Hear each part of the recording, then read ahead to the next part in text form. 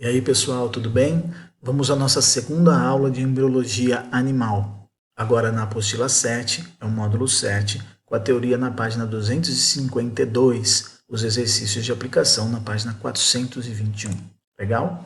Então vamos agora a isso. Eu gostaria de lembrá-los, antes de tudo, do final da nossa última aula. Eu mostrei para vocês a neurula. Então, a neurula é a última fase da neurulação, que é a primeira etapa da organogênese. E você tem que reconhecer aqui algumas coisas. Então, vamos começar. A ectoderme, que é a parte mais externa. O tubo neural dorsal, que surge da invaginação da ectoderme. A mesoderma, que se divide na lateral, somito, e na central, notocorda. A endoderme. Esses são os tecidos.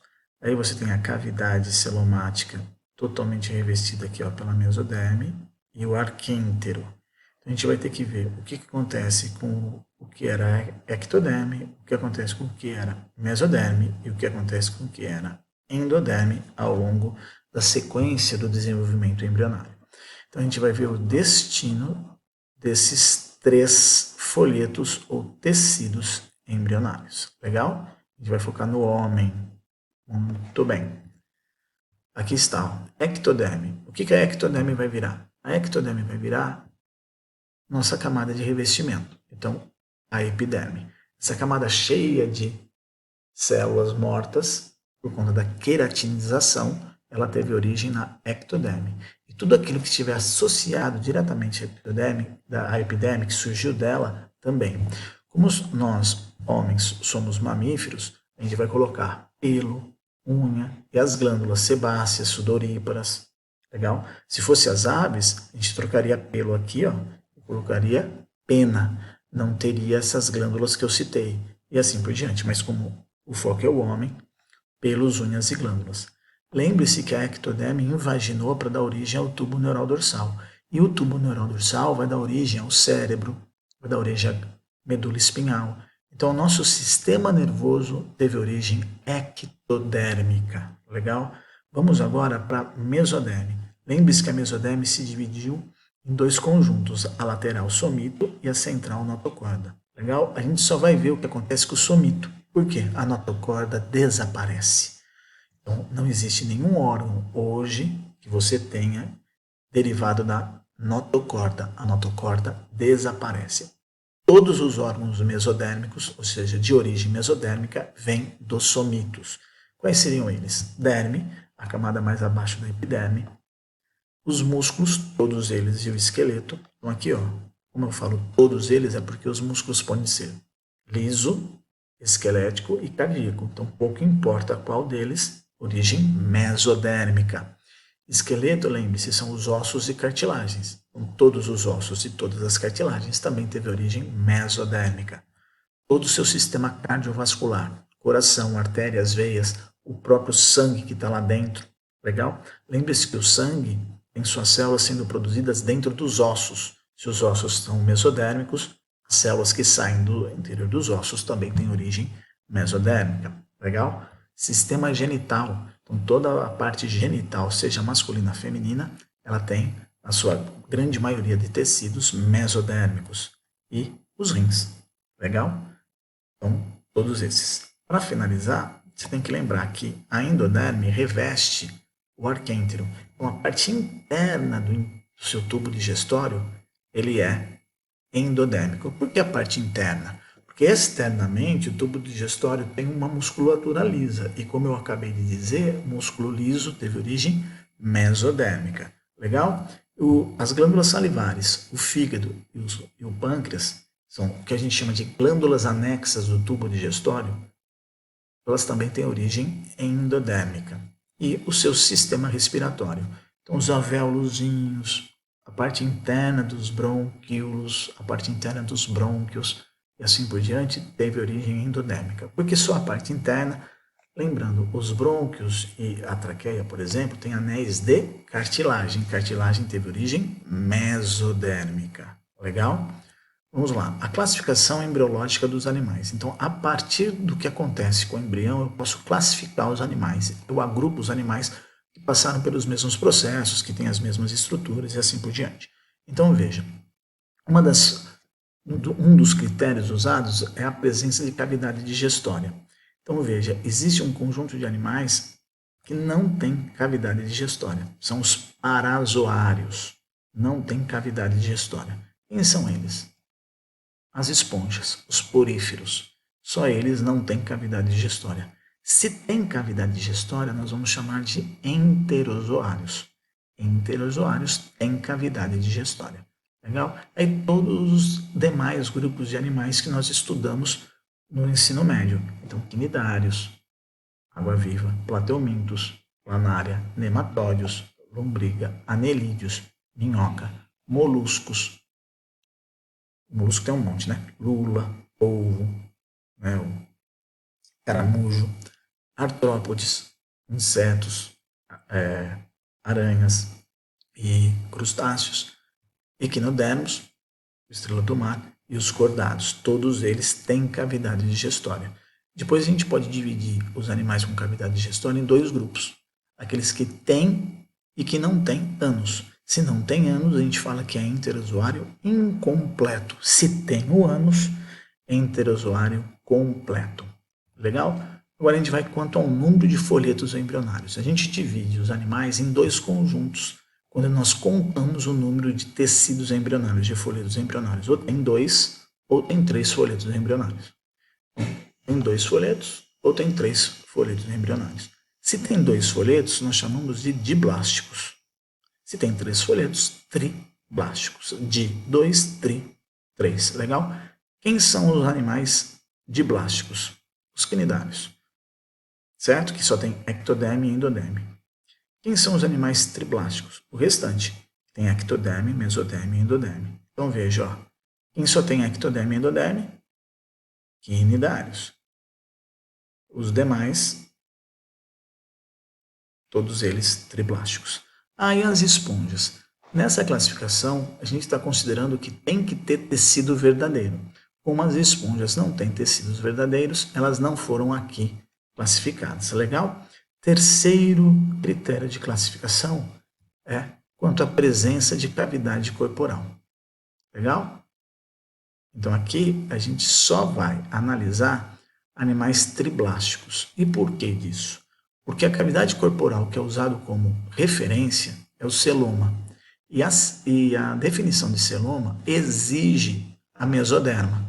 Então eu só vou ter o tecido embriológico ou embrionário mesoderme em animais triblásticos. Então eu não posso classificar um animal diblástico aqui, porque ele não tem o pré-requisito necessário, que é a mesoderme. Legal? Então vamos lá. Nós temos 3 tipos de animais triblásticos quando analisamos a presença de cavidade corporal. O primeiro deles, não ter cavidade corporal, são os acelomados. Os plateumintos representam o exemplo deste grupo, os acelomados. Veja lá, ó, tem a ectoderme, tem a mesoderme, tem a endoderme e não tem cavidade corporal. Veja, esse buraquinho aqui é o arquêntero, não é celoma. A cavidade corporal é o celoma, ou algo equivalente. Então, esse aqui não tem. Legal? O segundo grupo é os pseudocelomados. Pseudo é falso. Então, embora tenha uma cavidade corporal, essa cavidade ela é revestida tanto pela endoderme como pela mesoderme. Então, ela não é só mesoderme. Então, existe uma cavidade preenchida por um líquido chamado pseudoceloma. Os pseudocelomados são representados pelos nematódios. Legal? E por fim, nós temos os verdadeiros celomados, ou eucelomados, os celomados só, com cavidade revestida só por mesoderme. Aqui, a partir dos anelídeos até o nosso grupo. Então, anelídeos, artrópodes, moluscos, os equinodermos, os cordados, todos esses animais têm celoma. Então, são animais celomados. Legal? E vamos para o último item de classificação, quanto ao destino do blastóporo. Lembrando, o blastóporo é aquele buraquinho do embrião. E ele só vai ser usado se tem boquianos. Eu não posso classificar. Existe aqui 2 conjuntos de autores, tá? Eles vão considerar, primeiro grupo, todos os animais que tem cavidade digestória. Então, entra aqui os quinidários e os plateumintos. E tem um outro grupo que vai considerar apenas aqueles que têm o sistema digestório, o tubo digestório, com ânus completo. Então, eu vou seguir essa orientação. Eu vou classificar aqui a partir dos nemateumintos, porque eles são os primeiros a apresentar boquianos. Legal?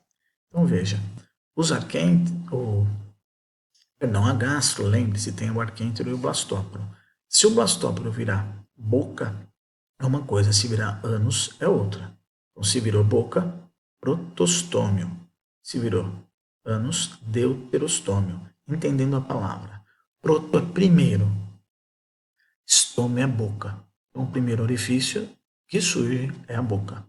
Deutero é posterior, depois.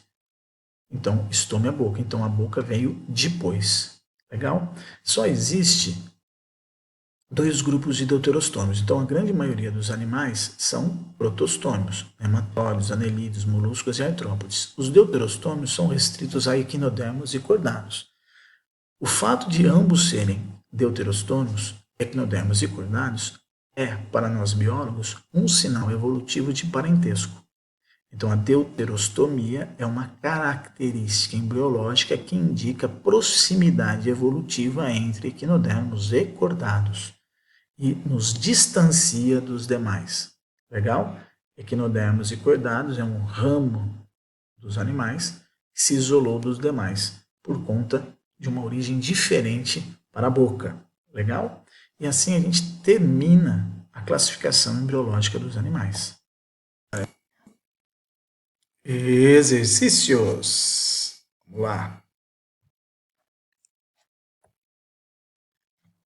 Para estudar a expressão de determinadas proteínas em anfíbios, pesquisadores associaram um marcador fluorescente aos genes do estudo.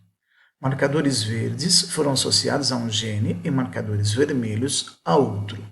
Células indiferenciadas foram então transfectadas com um ou outro desses genes e introduzidas em diferentes locais de gástrulas desses anfíbios.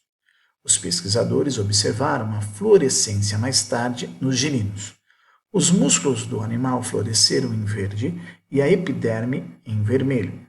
Para produzir esse resultado, em que regiões da gástrula foram injetados, respectivamente, esses genes? Então, se é músculo, mesoderme. Se é epiderme, ectoderme. Então, legal?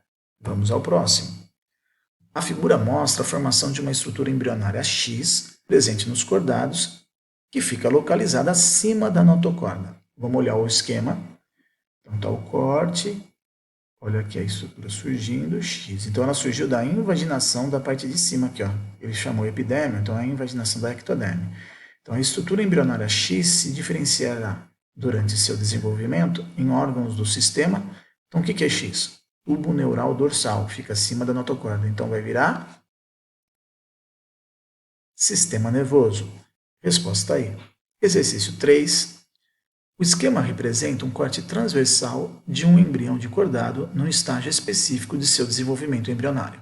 Com base na análise da figura, não se pode afirmar que. Então vamos reconhecer tudo aqui primeiro. 1, tubo neural dorsal. 2, logo abaixo, notocorda. 3, a epiderme, a ectoderme. 4, o arquêntero. 5, o celoma. Legal? Tubo neural se origina da ectoderme? Tubo neural 1 se origina da ectoderma 3? Sim. Então, tá certo. Não é para cada. B. O arquêntero 4, ok. Se comunica com o meio externo através do blastóporo? Sim. Tá certo. O celoma 5, ok. É revestido pelo mesoderma e também ocorre nos anelídeos? Tá certo. D. A notocorda 2, ok. Estrutura característica dos cordados, perfeito. Tem origem mesodérmica? Sim. Então tem que ser aí.